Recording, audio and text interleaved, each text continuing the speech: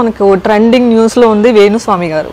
వేణుస్వామి గారు Samantha and Naga Chaitanya already విడిపోయారు. అలానే రీసెంట్గా శోభిత అండ్ నాగ చైతన్య గారు ఎంగేజ్మెంట్ చేసుకున్నారు కదా, వాళ్ళు కూడా త్వరలోనే విడిపోతారు, వీళ్ళు కూడా ఎన్నో రోజులు కలిసి ఉండరు అని ఒక కమెంట్ చేశారనమాట. సో నాగ చైతన్య గారు పర్సనల్గా వెళ్ళి నా జాతకం చెప్పండి అని వేణుస్వామి గారిని అడగలేదు, కానీ ఈయనే ఇన్వాల్వ్ అయిపోతూ ఉంటున్నారు. సో వాళ్ళ పర్సనల్ లైఫ్లోకి ఈయన రియాక్ట్ అవ్వడం ఎంతవరకు కరెక్ట్? ఇప్పుడు వాళ్ళ జాతకం చెప్పింది ఎవరికి? నాగార్జున. వాళ్ళు కదా రియాక్ట్ అవ్వాలి. నీకు నాకు ఎందుకు రియాక్షన్? నువ్వెందుకు రియాక్ట్ అవుతున్నావు? మీడియా ఎందుకు రియాక్ట్ అవుతుంది?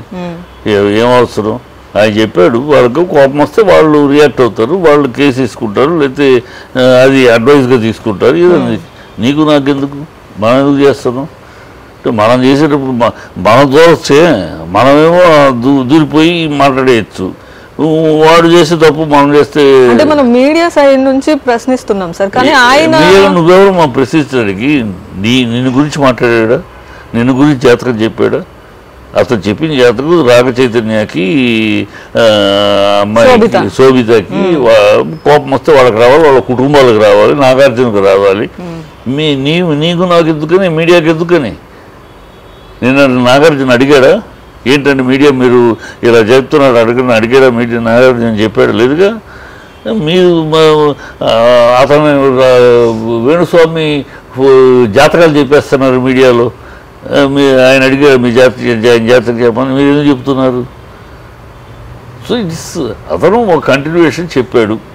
ఒకటి ఆయన చెప్పినట్లు 80% జరిగినాయి, 20% జరగనాటిని పట్టుకుని ఇప్పుడు ఇదే వైసీపీ గెలుస్తుందని చెప్పి మస్తాన్ రావు చెప్పాడు, అనేక ఛానల్స్ చెప్పినాయి, నేను చెప్పాను. మరి ఆయనకి ఒక్క వేణుస్వామిని పట్టుకుని ఎలాడతారు? ఎందుకు మస్తాన్ రావు ఎందుకు అడగట్లేదు? ఇంకా మిగతా జ్యోతిష్కులు లిస్టులు ఉన్నాయి, ఎంతమంది జ్యోతిష్కులు జగన్ గ్యారెంటీ గెలుస్తారని చెప్పాడు. వాళ్ళందరినీ ఎందుకు నిలబెట్టరు? వేణుస్వామి మీద ఏంటి అంటే, వేణుస్వామి వీళ్ళందరికన్నా ఫోకస్లోనూ మన సెలబ్రిటీగా ఉన్నాడు కనుక ఆయన మీద అటాక్ ఇస్తే మనకి వ్యూవర్షిప్ పెరుగుద్ది, మనకు 4 డబ్బులు వస్తాయని యూట్యూబర్స్ కొంతమంది ఛానల్స్ అది పేరు పెట్టుకుని సెన్సేషన్ చేసుకుని కొంత వ్యూవర్షిప్ పెట్టుకుని ఈ తప్పితే ఇంకేముంది? చెప్తే అందరినీ అడగండి. మరి మస్తారావుని కూర్చోబెట్టి అడగండి. ఎందుకు అడగరు? 26 ఉన్నారు జగన్ గెలుస్తాడని చెప్పి జ్యోతిష్కులు. చెప్పండి మరి. కళానిధి రామవతరు ఉన్నాడు, చాలామంది ఉన్నారు, గెలుస్తాడు.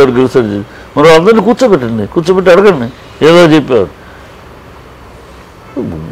పిచ్చితరంగా ఏదో దొరికాడు అన్నట్టు ఉంది తప్పితే అతను చెప్పాడు, గతంలో చెప్పాడు, జరిగింది. ఆ కనుక కంటిన్యూషన్ అదే జంట కనుక మళ్ళీ చెప్పాడు వాళ్ళ విషయం. వాళ్ళు తీసుకుంటే పాజిటివ్గా తీసుకుంటే పోయినసారి చెప్పాడు, కరెక్ట్గా జరిగింది కనుక ఈసారి మనం జాగ్రత్త పడతాం. ఈ ముహూర్తం గురించి చెప్తున్నారు కనుక పెళ్ళి ఎప్పుడు కానీ పెళ్లి ముహూర్తం ఓన్లీ నిశ్చితార్థమే కదా, పెళ్లి ముహూర్తం కొంచెం ఘనమైంది, దొడ్డ ముహూర్తం పెట్టుకుందామని వాళ్ళు జాగ్రత్త పడవచ్చు. అందుకని వాళ్ళు కామ్గా ఉన్నారు. కమ్మకలేని దొరద కత్తిపేట ఎందుకని వాళ్ళకి లేదు, మనకి నీకు నాకు ఎందుకమ్మా? ఊనే దొరికిందే సాకని ఎగబడి ప్రతోడు దూకేస్తున్నాడు. ప్రతోడు ఇంకో కొన్ని ఛానల్స్ అయితే వేరే జ్యోతిష్కులు ఇంతవరకు కూడా మొహం వాళ్ళు ఎక్కడా కనపడలేదు. ఇవాళ వాళ్ళు వచ్చేసి జాతకాల గురించి వాళ్ళు చెప్తున్నారు. జాతకంలో శాస్త్రంలో అని ఇన్నాళ్ళు ఏమయ్యారు? మీరు చెప్పిన జాతకాలు చెప్పొద్దా? జ్యోతిష్కం ఉందా లేదా? జ్యోతిష్కం నమ్మని వాళ్ళు ఉన్నారు, జ్యోతిష్కం ఉంది నమ్మేవాళ్ళు ఉన్నారు. వాళ్ళు చెప్పించుకుంటారు. ఆయన వాళ్ళు ఇష్టం వచ్చినట్టు ట్రోల్ చేసేసి ఏదో అయిపోయింది అని తప్పు చేస్తున్నారు. ఆయన ఎవరు అడగటానికి, నువ్వెవడు అడగటానికి నేను ప్రశ్నిస్తే నువ్వెవడు? వాళ్ళిద్దరూ మాట్లాడుకుంటారు. నాగార్జున అడగాలి, నాగ చైతన్య అడగాలి, శోభిత అడగాలి, వాళ్ళ ఫ్యామిలీ మెంబర్స్. నువ్వెవడు నేనేమన్నా అడగడానికి? జ్యోతిష్కి ఎందుకు చెప్పావని కదా. It is a trash. Sir and Venu Swamy గారు 5 కోట్లు అడిగారని TV5 మూర్తి గారి మీద ఒక ఆరోపణ ఉంది సార్, అది నిజమేనంటారా? ఆరోపణ కదా, ఆడియో రిలీజ్ చేశాడు. అంటే ఆ ఆడియోని ఇది ఫేక్ అని టీవీ5 మూర్తి గారు పోలీస్ కంప్లైంట్ అది ఫేక్ అని ఈయన పోలీస్ కంప్లైంట్ ఇవ్వచ్చు, వాళ్ళేమో వాస్తవము ఆ ఫోటో కూడా నాకెవరో తెలియదు, అతను ఆ మనిషి కూడా నాకెవరో తెలియదు, వీళ్ళు మీ టీవీ5లోనే ఎడిట్లో పనిచేస్తున్న అతను అని అతను ఫోటోలతో సహా చెప్పాడు. సో ఆల్ దీస్ థింగ్స్ పోలీస్కి వెళ్ళింది కదా. ఎవరు ఇప్పుడు మూర్తి తన చెప్పి పంపించాడా, లేదా తన పేరు పెట్టుకుని ఎవరన్నా తన పేరు వాడుకుంటూ వెళ్ళారా, లేకపోతే వీళ్ళే అలాంటి వాళ్ళని తయారు చేసి ఆడియో రెడీ చేసి అనేది బయట తెలుస్తాయి కదా, బయటపడతాయి కదా. ఇప్పుడు ఇద్దరిలో ఎవరు సొంత పోస్తా ఎవరు నిజాయితీ అని సర్టిఫికేట్లు ఇవ్వలేము. ఎవరు సర్టిఫికేట్ ఇవ్వడానికి లేదు మూర్తి అలాంటి కాదు అంటానికి, కానీ వీళ్ళు చేసేది కరెక్ట్ అంటారు కానీ మనమే సర్టిఫికేట్లు ఇవ్వలేము. అది ఇన్వెస్టిగేషన్లో తెలియాలి. ఇప్పుడు మూర్తి 2017 నుంచి వెంటాడుతున్నాడు అని వాళ్ళు చెప్తున్నారు. అది ఎంతవరకు వాస్తవం? 2017 జూబ్లీ హిల్స్ క్లబ్లో జరిగింది మీటింగ్ అంటున్నారు. అలాగే మాట్లాడిన ఆడియో రిలీజ్ చేశారు, ఆ పేర్లు కూడా బయటకు వచ్చినాయి. ఆ పేరు నాకు తెలియదు అని అంటాడు మూర్తి గారు. మరి అతనేమో ఫోటో కూడా రిలీజ్ చేసి మీ ఎడిట్లో ఉన్నాడు అన్నీ తేలుతాయి కదా. ఎడిట్ మీ టీవీ5 ఎడిట్లో ఉన్నాడా ఏంటని. దాంట్లో ఏమిటి మూర్తి గారికి కూడా వాటా వస్తుందా అని అడిగారు. మూర్తి పంపించాడని దాంట్లో లేదు. దాంట్లో అంటే మూర్తి అడుగుతున్నారు, అడిగిన వాళ్ళు ఉన్నారు. దీంట్లో మూర్తికి కూడా వాటా వస్తుందట. ఆ మూర్తికి వాటా ఉంది, వాళ్ళకి ఉంది, అందరికీ ఉంది, పైన ఉంది, కొన్ని పేర్లు చెప్పి అందరికీ వాటాలు ఉన్నాయని అతను చెప్తున్నాడు కదా. ఇప్పుడు